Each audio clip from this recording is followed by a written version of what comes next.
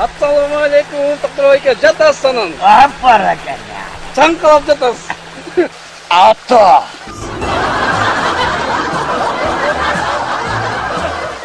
Жатпағандан анамда тұрып тұрайын бана. Қандайсыңар ана, не? Gel atıpsınlar, yetişip alıp. Doktor Ayke, sizge bir işlermeyen geldik. Ne iş, kolumdan gelevi? Erteң mal bazarken. Ana siz boda malдарды жақсы разбирать етесіз да? Разбирать etmegende uşu yaşka çıkalı. Şu boda maldı разбирать ete almay öldürmün bu atasınlar. Ne kılışım gerek anam? Bir boda malдарды bir қараш қойбойсыз ба? Бер жағы қандай болады? Бер жағы. Эми Доктор Айке, ал жағын эми разы кылабыз. Жақсы келен разы болот ал. Разычылықты билгисеңиз. Baldı. Emi mınday, inlerim Gencevet.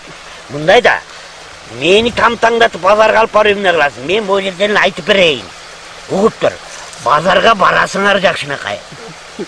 Базарга барып эле киресиңер. Киргенде эч жакты карабагыла, жана бодо малдардын буттарын карагыла. Макулбу? Буттарын.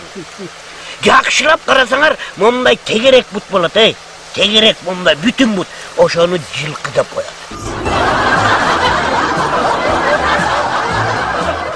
Анан жанагы тегеректин эле ортосунан тилип салганда мындай ачакей ошорекини уй деп коет. Байке, Доктор Айке, аны биз семизин арыгын тамдап бергиле деп айтып атабыз сизге. Какыйгын ана бода малдын семизин арыгын деп айтпайсың анан ошону таңдап бер деп айтпайсыңбы? Лагер бода малдарды разбирать ете аласыз. Мен силерди уйду, жылкыны тааныбайт экен деп атпаймынбы? Кудайдан өзүңөр мына кыргызча сүйлөгүлө да. Мен дагы ато деп коем.